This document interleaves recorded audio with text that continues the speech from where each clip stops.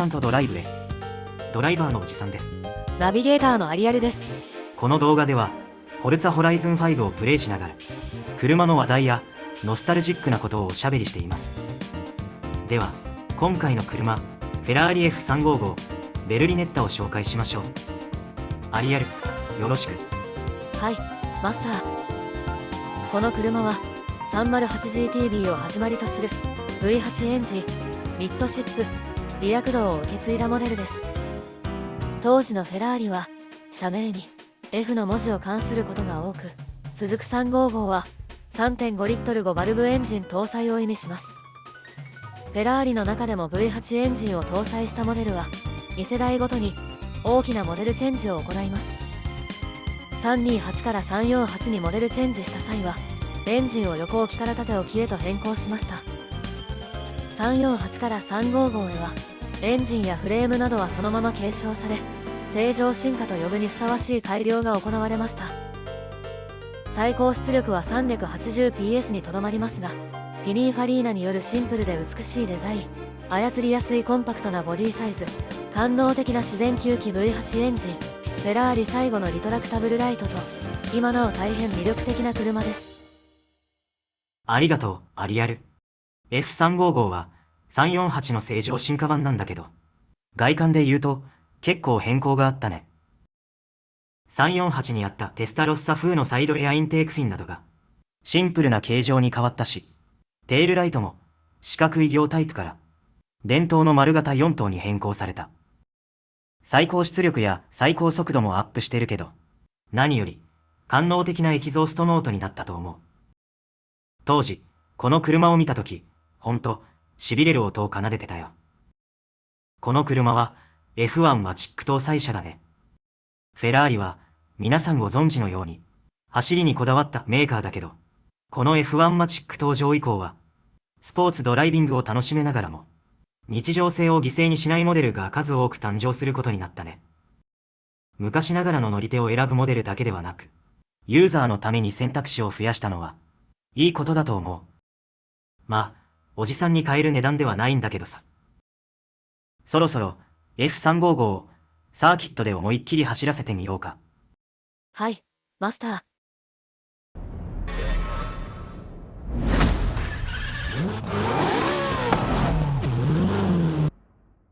ということでやってきましたホライゾンメキシコサーキット。まずは F355 のライバル車の紹介です。フェラーリの永遠のライバルランボルギーニからはディアブロ SV が参戦します。ディアブロはスーパーカーの代名詞ともいえるカウンタックの後継者種であり、社名の意味は悪魔、伝説の闘牛の名前から取られました。排気量、最高出力、動力性能の全てにおいて F355 を圧倒的に上回っており、 F355 は厳しい戦いを強いられそうです。同じくランボルギーニの 5000QV です。この車もカウンタックの系譜を継いだモデルです。 QV とはクワトロバルボーレ、つまり4バルブを意味します。 QV はフェラーリのテスタロッサに対抗すべく V12 エンジンを4バルブ化し、排気量 5167cc まで拡大しました。最高出力などエンジン性能では QV が上ですが、トータルバランスでは F355 が勝ります。ランボルギーニの最後はエスパーダ 400GT です。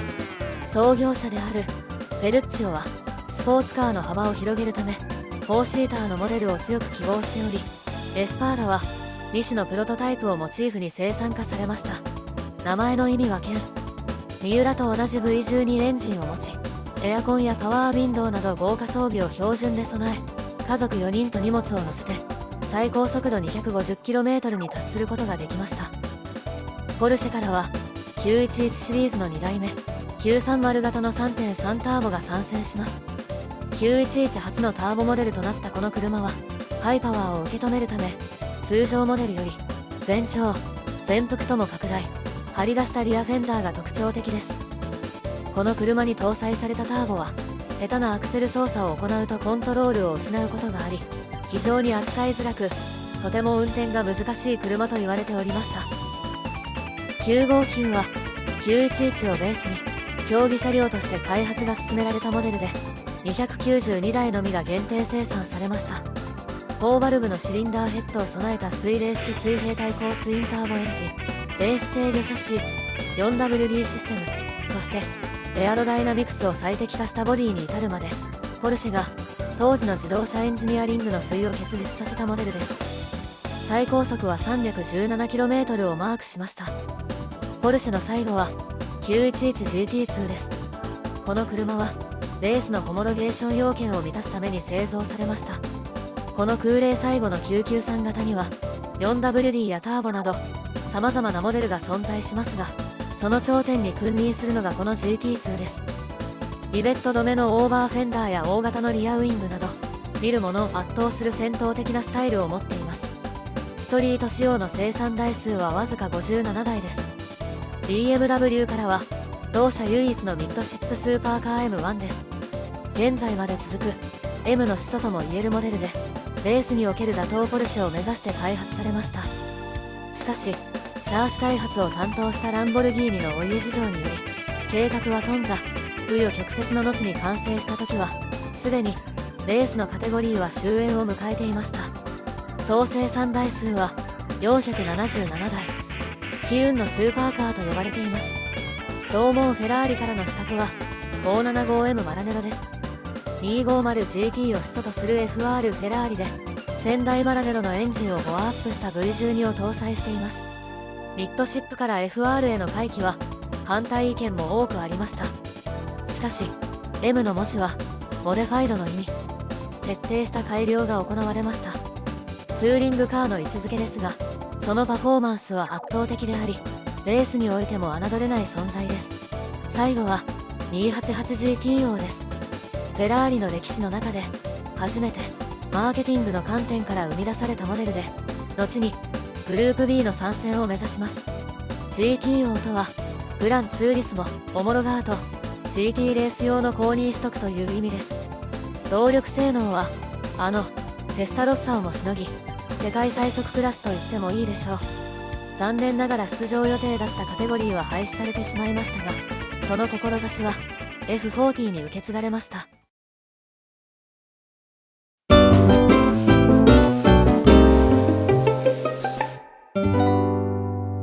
おじさんとドライブ。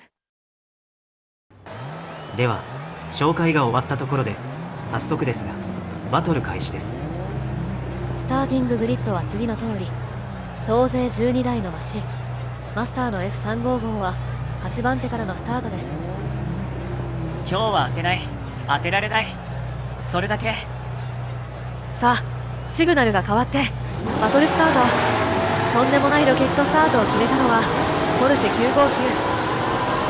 内側から一挙に4台ごぼう抜き、そのまま5位で1コーナーへ飛び込む。スタートリプレイはマスターの F355 から。おいおい、959速すぎ。スタートは 4WD が圧倒的に強いな。どっちも悪くないと思ったんだけどな。トップはディアブロ、2位以下に575、M は B88、959 が続きます。マスターの F355 は後方からライバル車の出方を伺っているようだ。右から行くのは無理か。じゃあ左側はどうかな。おっと空いてるじゃん。マスターの F355、GT2 とエスパーダを直線でかわして7位で2コーナーへ。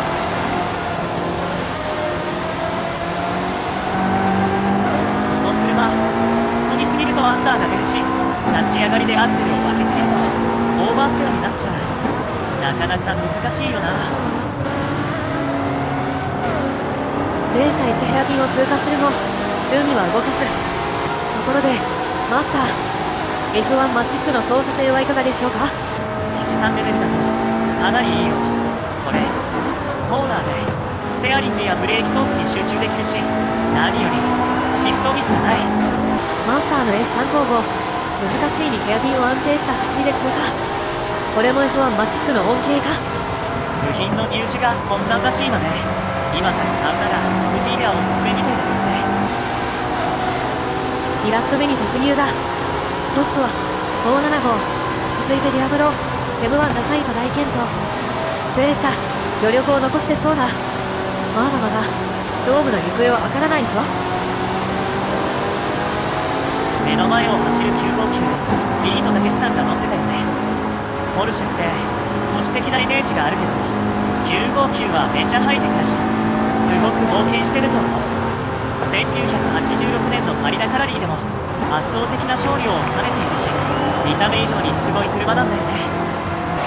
イラック突入からここまで先頭集団に順位の変動なし。さすがはスーパーカー同士の争い。実力に大きな違いはないようだ。さあ、いつどこで誰が仕掛ける。トップ争いは575ディアブロが追う展開。少し離れて3位以下のグループは大混戦です。直線でもコーナーでも詰められないな。それなら立ち上がり加速で勝負。マスターの F355 第2ヘアピンをきれいに回ってアクセルオン。車はぐんぐん加速する。どうだ。959たまらず道を譲る。マスターの F355 6位で最終コーナーを通過。さあファイナルラップだ。288のブロックを崩せない。1コーナーで288が銀の575をインから刺した。どうした。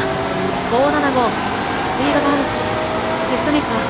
マスターの F355 もこの隙を見逃さない。288に続いて575をパス。順位を一つ上げて第5位。今日は雑談だし、本気と書いてマジと呼ぶ。そんな節見してる。さあ本気モードのマスター。シリアナドライビングで前との差を詰める。立ち上がりで M1 の前に車体を滑り込ませた。また一つ順位を上げたぞ。残るはあと3台。捉えることができるか。ここは2速でインを抑えて頑張る。先頭は赤の575、2位にデアブロ、3位は288。マスターの F355 は第4位。この4台で最終決戦だ。ブレーキングで差を詰めたけど届かないな。おーっとオーバーステア、危ない危ない。マスター立ち上がりのオーバーステアをうまくねじ伏せた。しかし直線でも差は縮まらない。4台縦1列に並んで最終コーナーを通過。575が後続を抑えた。ここまでか。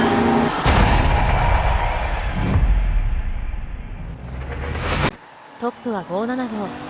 マスターの F355 は第4位でした。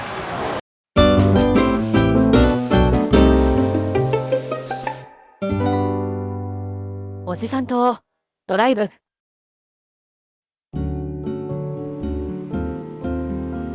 今回のバトルは惜しくも3位以内には入れませんでした。でも最初に挙げた目標、当てない当てられないは達成できました。